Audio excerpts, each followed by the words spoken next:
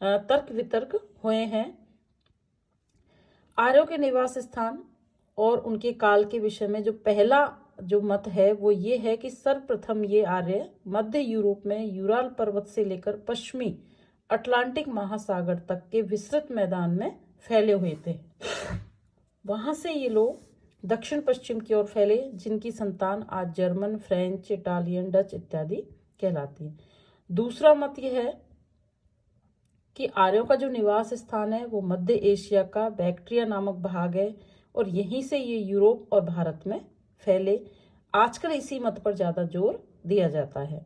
तीसरा मत है कि जो भारतीय आर्य विद्वानों का, जिनमें स्वामी दयानंद प्रमुख हैं, उनका कहना है कि मानव की प्रथम उत्पत्ति त्रिविष्टप अर्थात तिब्बत पर हुई और यहीं से वे संसार में फैले।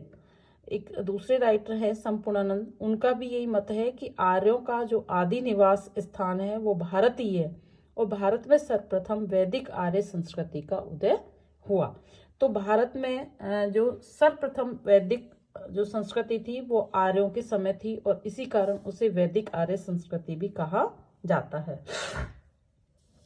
अब है ऋग्वैदिक युग, कि वैदिक संस्कृति का जो सर्वप्रथम युग है उसको क्या कहा जाता है? ऋग्वैदिक, क्योंकि ऋग्वेद आर्यों का सबसे प्राचीन ग्रंथ है और उस ऋग्वेद में वैदिक सभ्यता और संस्कृति पर पूर्ण प्रकाश डाला है या पड़ता है। इस युग में समस्त आर्य जाति शुद्ध और पवित्र वैदिक वातावरण से अभिभूत थी। वेद मंत्रों के भाव और विचारों से मनुष्य पूर्ण तरह प्रभावित थे। आर्यों के जीवन का जो समय है वो मुख्यतः तपोभूमि और गांवों में व्यतीत होता था। तत्कालीन समय में विशाल राज्य और साम्राज्यों का उदय नहीं हुआ था। किस समय? जब वैदिक लोग भारत में निवास करते थे उस समय। किंतु धीरे धीरे विशेष नगरों में या विशेष परिचित स्थानों में आर्य राजाओं की राजधानियों का विकास अवश्य हो गया था।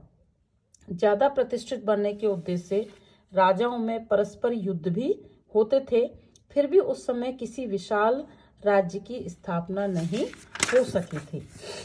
वैदिक आर्यों का जो लक्ष्य सादा उपासना में जीवन था, जिसमें सांसारिक सुख का पुट भी रहता था। उनका जो सुख था वो था खेती, दूध, फल फूल, वीर संतान आदि। अनार्य शत्रुओं से रक्षा करना इन तक ही सीमित था। सृष्टि, प्रकृति, जीवन, आनंद अनुभूति और ज्ञान के विषय में वैदिक आर्य जिस गहराई तक गए उस समय संसार की अन्य कोई भी जाति नहीं उतर पाई थी। अब बात करते हैं हम रहन सहन की, कि उन वैदिक आर्यों का रहन सहन कैसा था। वैदिक आर्यों का रहन सहन अत्यंत सादा था, किसी प्रकार की उसमें बनावट नहीं थी और उनका भाषा का जो व्यवहार होता था वो लिखित रूप में नहीं, सब कुछ परंपरा के अनुसार चलता था। मंत्रों की जो रक्षा है वो कंठस्थ करके की जाती थी। मूर्ति पूजा का उस समय प्रचार नहीं था, ना ही मंदिर थे। खुले आकाश के नीचे यज्ञ, हवन, प्रार्थना, उपासना होती थी। दूध, दही, घी, जौ, गेहूं ये उनके खाद्य पदार्थ थे और एक तरह का रस भी पीते थे जिसे सोमरस कहा जाता था। उसके पीने से वो लोग तन्मय हो जाते थे। शिकार की यदि बात करें तो रथ और घोड़ों की दौड़ उनका मनोरंजन था। संगीत में वाद्य, नृत्य मनोरंजन के साधन थे और ये आर्य लोग अपनी रक्षा के लिए विशेष रूप में तीर, कमान, फरसा, भाल इनका प्रयोग करते थे। ज्यादातर जो समय है आर्यों का वो सामूहिक यज्ञ, हवन और उपासना आदि में व्यतीत होता। तो ये एक तरह से उनके रहन सहन का कल्चर था। उस समय का जो परिवार थे वो सम्मिलित परिवार ही आर्यों की सामाजिक और राजनीतिक व्यवस्था के प्रचार का आधार था। परिवार के जो सारे सदस्य वो एक ही घर में रहते थे और प्राय जो घर होते थे वो लकड़ी, मिट्टी या घास फूस के बने होते थे, जिनकी साफ सफाई का वो बहुत ही ध्यान रखते थे। परिवार का जो आधार था उस समय मातृत्व नहीं था अपितु पैतृक था, कि जो परिवार का बड़ा होता था वही उसका स्वामी होता था और उसी की आज्ञा से सबको चलना पड़ता था। लड़कियां थी वो वयस्क हो जाने पर प्रेम विवाह करती थी और माता पिता की आज्ञा के अनुसार भी उनके विवाह होते थे। बहुपत्नीत्व के उदाहरण तो मिलते हैं लेकिन बहुपतित्व के उदाहरण उस समय नहीं थे। तो ऐसा उनका आर्यों का रहन सहन था। अब बात करते हैं हम सामाजिक व्यवस्था की। सामाजिक व्यवस्था कैसी थी कि उस समय की सामाजिक व्यवस्था में बहुत ज्यादा बंधन तो नहीं थे और ना ही उनमें कोई जटिलता थी, किंतु उस समय न कर्ण भेद था न वर्णाश्रम का भेद था। वर्णाश्रम का स्पष्ट जो भेद है वो तो उत्तर वैदिक काल में स्पष्ट हुआ, जबकि वर्ण और आश्रम बद्धमूल हुए। इन्हें संस्कारों में स्थान भी मिला।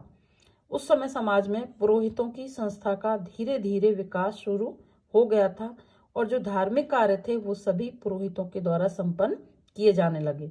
धीरे धीरे ब्राह्मण, क्षत्रिय, राजन और वैश्य इन वर्णों का विकास हुआ और ये सभी वर्ण अपने व्यवसाय की दृष्टि से ही विकसित हो रहे थे, जन्म की दृष्टि से नहीं कि जो जैसा कार्य करता था उसको उसी वर्ण में डाल दिया था। कहने का तात्पर्य है इन व्यवसायों की व्यवस्था में समाज के किसी तरह की अड़चन या रुकावट नहीं थी। ब्राह्मण, क्षत्रिय, वैश्य और शूद्र इन शब्दों से व्यवसाय और उनके कर्मों का बोध होता था, ना कि जाति का।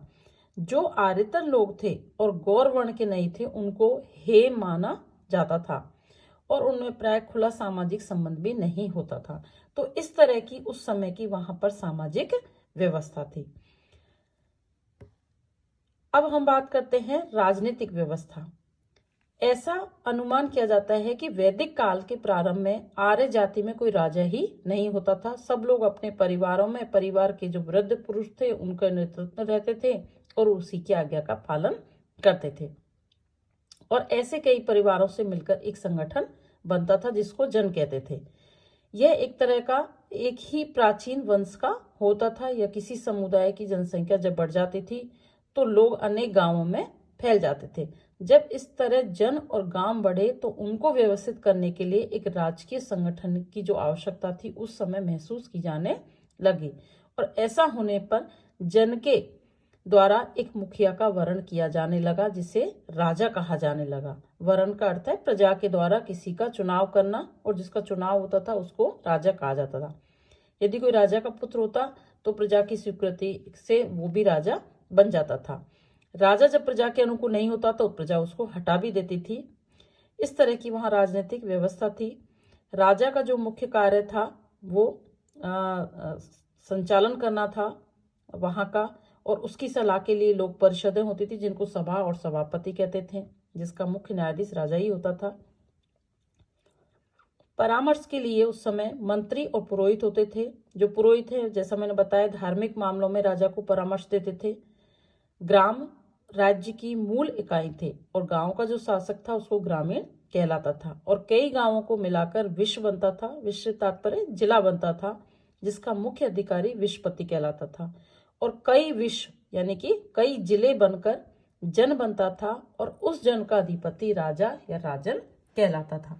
तो ऐसी आर्य लोगों के समय की या वैदिक समय की राजनीतिक व्यवस्था थी वहां पर। अब हम करते हैं ऋग्वैदिक कालीन जो आर्यों का धर्म की धार्मिक जो भावनाएं थी या धार्मिक कार्य थे वो उनके कैसे थे। ये आर्य जो लोग थे प्रारंभ में प्राकृतिक तत्वों की उपासना करते थे और उनको प्रसन्न करने के लिए हवन करते थे। यदि हम प्राकृतिक तत्वों में जो देवताओं की बात करें तो इंद्र, वरुण, मरुत, अग्नि ये इनके प्रमुख और प्रिय देवता थे और इनको ये अपनी शक्ति का प्रतीक मानते थे। जैसे रुद्र देवता को तूफान का, वरुण को आकाश का, मित्र को प्रकाश का, इंद्र को आर्यों का प्रमुख देवता भी माना गया है और वो राक्षसों का शत्रु माना जाता है। ये आर्य लोग इन देवताओं से भी श्रेष्ठ एक शक्ति को मानते थे और ऐसा सोचते थे कि एक ऐसी शक्ति है जो इन सभी देवताओं से ऊपर है और उसको ये ईश्वर के रूप में पूजने लगे। एक ईश्वर की मान्यता के बाद आर्यों की सूक्ष्माति सूक्ष्म तत्व आत्मा का बोध हुआ और ऋग्वेद में ऐसे अनेक मंत्र हैं जिनसे आभास होता है कि जो वैदिक आर्य हैं वो पुनर्जन्म और कर्म के सिद्धांत में विश्वास करते थे। आर्य लोगों का विश्वास था कि शरीर की जो है वो अग्नि में शरीर भस्म हो जाता है किंतु जो आत्मा है वो अमर है और दूसरा जन्म धारण करती है। उनकी ये भी मान्यता थी उस समय कि जीवात्मा अमर है और अपने किए हुए कर्मों के अनुसार ही स्वर्ग आदि जो लोक हैं वो व्यक्ति कर्म के अनुसार ही भोगता है, ऐसा आर्य लोग मानते थे। वेदों में अध्ययन के बाद कुछ विद्वानों ने ये निष्कर्ष निकाला कि मृत्यु के बाद जब जन्म की स्थिति के विषय में ऋग्वेद में स्पष्ट विचार व्यक्त नहीं किए तो मृत्यु के बाद शरीर को जला दिया जाता था। ऋग्वेद में ऐसा भाव अवश्य पाया जाता है कि मृत्यु के पश्चात जो प्राणी है वो यमलोक में शांति से रहता है। पुनर्जन्म कर्म के अनुसार किसी भी ऊंची या नीची योनि में जन्म लेने जैसे विचार न ऋग्वेद में है और न उस युग के आर्यों में। तो इस प्रकार ये हमने वैदिक कालीन रहन सहन, उनका खान पान, उनकी सामाजिक, धार्मिक और राजनीतिक व्यवस्था के विषय में आज जानकारी प्राप्त की। और इन सब जानकारी को प्राप्त करने के बाद कुछ विद्वानों का ये भी मानना है कि पुनर्जन्म और श्राद्ध जैसे जो विचार है आर्यों में द्रविड़ सभ्यता की देन है, और फिर ये धीरे धीरे आर्यों की जो सभ्यता है उसमें भी इनका समावेश हो गया या इनका प्रभाव बढ़ता चला गया। तो इस तरह से आज हमने वैदिक कालीन संस्कृति के विषय में जानकारी प्राप्त की। अगले वीडियो में हम वैदिकोत्तर भारतीय संस्कृति के विषय में जानकारी प्राप्त करेंगे। धन्यवाद।